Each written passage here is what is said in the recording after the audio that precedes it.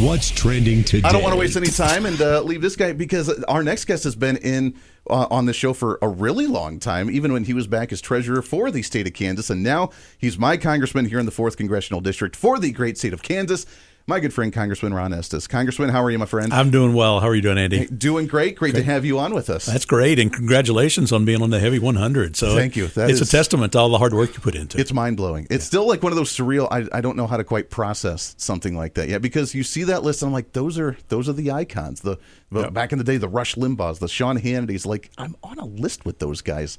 I don't know how to take that one yet. Well, that's a better list to be on than some of the others. So congratulations. That is very true. That is very true. Well, it's great to have you in studio, and you're back now. You can finally take a breath. It seems like we've been in a fight or flight mode for a while with battling with this one big beautiful bill, but it's done. You passed it. The president signed it on Friday. You can finally relax and enjoy the fruits of the labor. Well, we can, but it was a monumental thing just because of the amount of work that we had to go through. In fact, we started this years ago.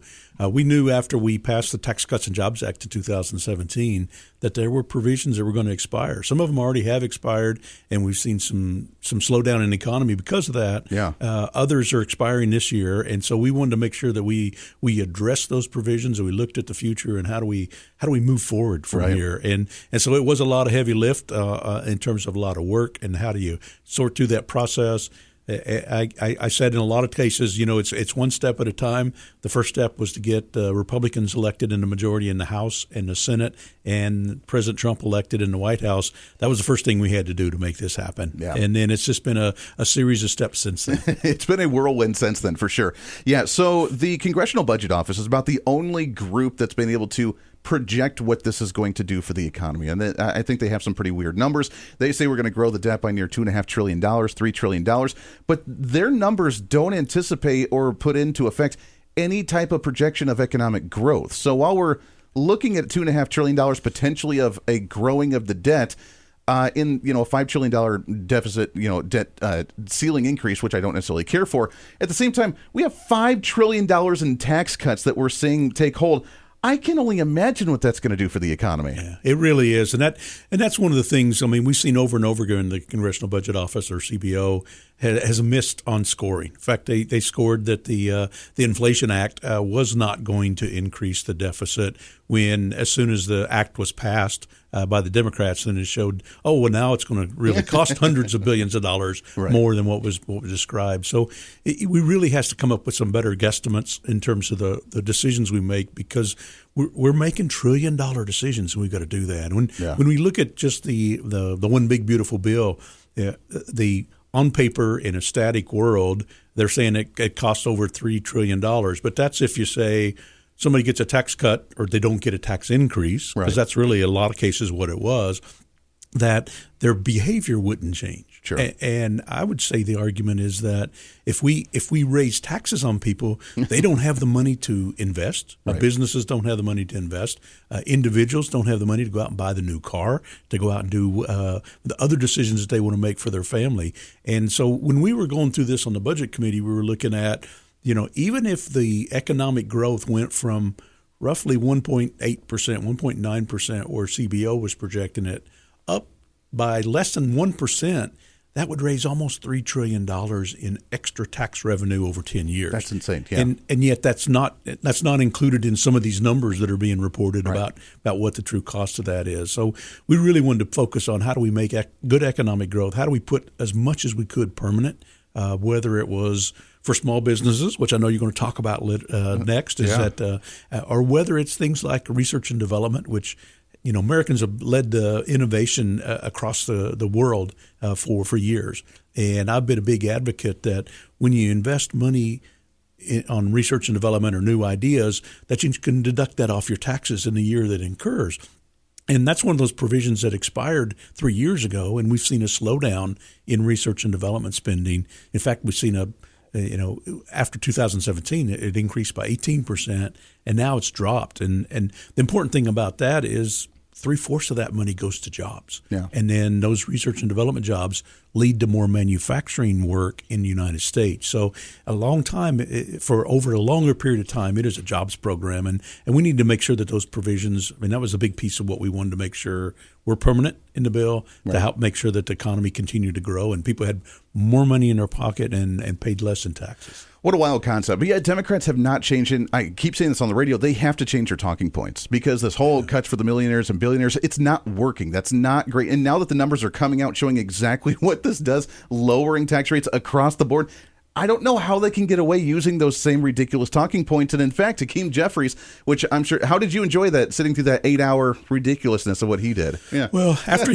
he was at the 2-hour point and he started naming off other Democrat members of the House of Representatives, I said all he's trying to do is set a new record for the longest speech on the floor. So actually, I went back to my office and was working back there while he was doing most of his speech. I did have the TV on so they could monitor activity, but it was one of those things that it really was just a time waster going through that process instead 8 hours. Instead of bringing ideas that were of positive value. Yeah, 8 hours. Well, I guess he's grandstanding because we do still have the reality TV show going on right now for the next Democrat leadership, and we're watching it play before our eyes.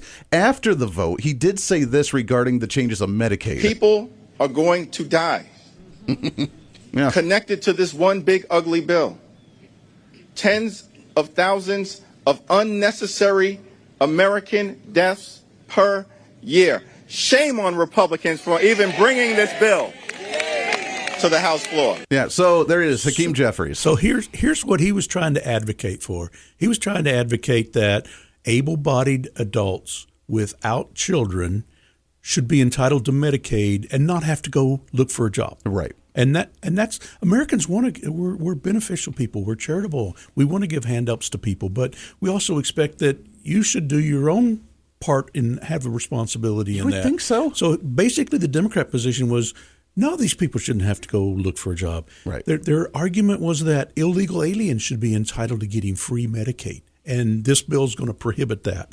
And the bill also is going to prohibit people who maybe they qualified 1 year, but their income's gone up this year because they have gone to work. Sure.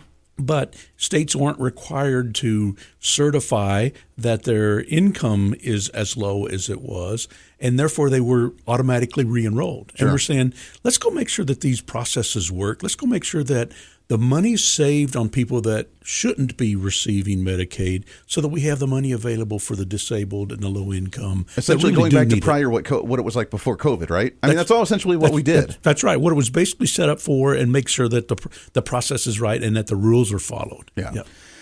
Yeah, but yet everybody's going to die because of what you guys ended up doing, which is absolutely insane. So we have tax cuts, we have the economic growth, we have the reforms in Medicaid right now, we have in actually securing the border. It invests in so many of the things. Essentially, everything Donald Trump, for the most part, wanted to campaign on, we were able to put into this one bill. Yeah, it's pretty impressive. It really is. I mean, you looked at as we looked through this, and we looked at what was responsible, what was the responsible thing to do and important. And as you said, so much of it was campaigned on during the fall election by President Trump.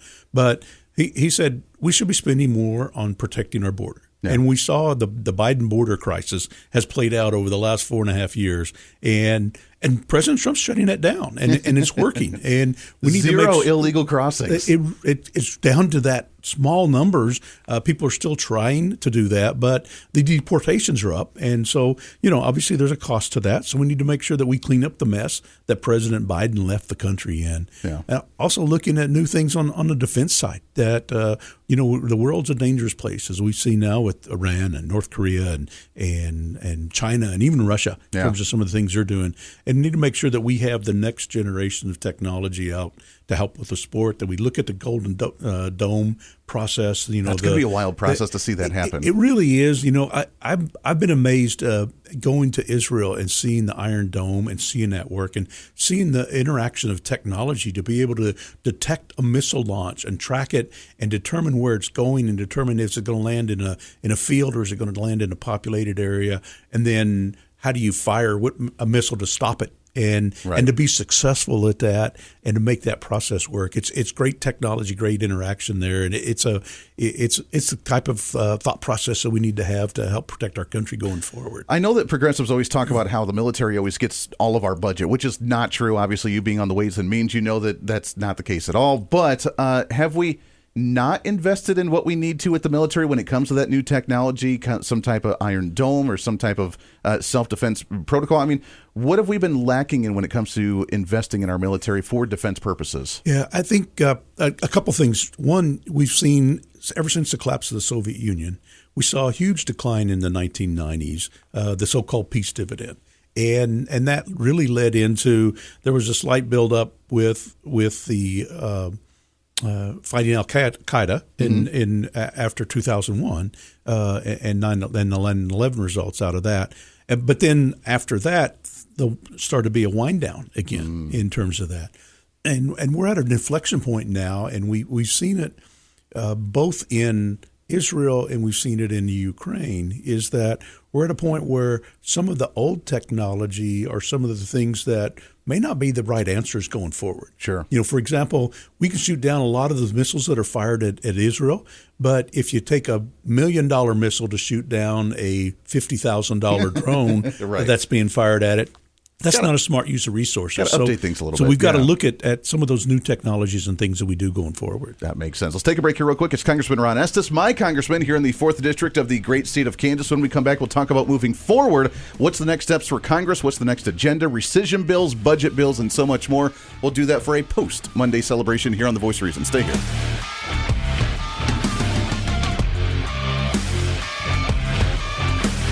This is The Voice of Reason with Andy Hooser. This is The Voice of Reason with Andy Hooser. Yes, it is. What's up? Welcome back into it. It is your post-Monday celebration for The Voice of Reason, 24 minutes past the hour. Great to have you on board with us as usual. We are hanging out in studio with my congressman, great friend, Congressman Ron Estes from the 4th District of Kansas, talking about the one big beautiful bill. Can finally get out of fight or flight mode, can finally actually enjoy a little bit and know that we finally got one big reconciliation bill done. According to, I saw a headline just a few days ago, Speaker Mike Johnson making a statement that we could see a few more of these pop up over the next year or two as well, couldn't we? Yeah, but I mean, basically the reconciliation process is driven off of the budget process, and you want to prepare a budget each fiscal year. So we're actually, this is off of the 2025 fiscal year budget. And we're now working on the 2026 fiscal year budget, and we'll also have to work on the 2027 fiscal year before the end of next year. So obviously there's a lot of work to do. I mean, we made some great strides in this one big beautiful bill. One of the things we want to really push on is let's get as much done as we could, knowing that we couldn't get everything done. So we've got a lot more to do, and we still have a whole lot of work we have to do to actually address some of the things with the spending at the federal level and making sure we address the budget and making sure we address how do we make the United States stronger again. Yeah, and that's the question where I wanted to go. So the big concern from members of Republicans were the fiscal hawks. So if we're raising the debt ceiling by $5 trillion, according to the CBO, again, those numbers showed $2.5 trillion debt increase, which I disagree and don't see that actually happening. But now's the time. Doge came in, saved hundreds of billions of dollars in just the few months that they were able to do so with Elon Musk. They continue to do so. What's the next step? How do we start actually codifying those cuts? We start making the budget lower, and we actually start working towards a balanced budget and cutting government spending. Yeah, so we've still got a lot of work to do in that regards. I mean, we're borrowing $1 out of $5 that the federal government spends. Insane. So it's a terrible place to be in. It's something that we should not have gotten. Our predecessor should not have gotten into that situation, and it's not something that we want to live to our kids and grandkids. Right. I mean, that debt and really that debt's mostly being spent on today's lifestyle. That's the bad part about it. Is it's not like it's investing in a whole lot more infrastructure and other things. It's today's preferences, right, that it's being spent on. So we've got to focus on both the discretionary side, which is the smallest piece of the budget. It's really about 25% of it, and that's what we'll look at on the 2026 appropriations. But then we've got some big mandatory spending projects we got to work on now, Sure. and those are the ones that are growing the fastest. Part of it's the Social Security, Medicaid, Medicare. we put money into to Social Security and Medicare, but it's not enough for what's being spent out of those programs. But the SNAP food stamp program, which got some improvements now, obviously that's growing, and that's what 80% of the farm bill. Right. We really should be calling it the farm and food stamp bill is really what it should be. Yeah. And so we've got a lot of work as we focus on that. We got just about a minute left here, Congressman. The budget for 2026. I know you're on the Ways and Means working through the appropriations process right now. Are we optimistic? Are we hopeful that this year we could see a federal budget by the time the federal budget of the fiscal year actually hits? So technically for 2026, we've already missed the date in terms of what we wanted to do. Okay.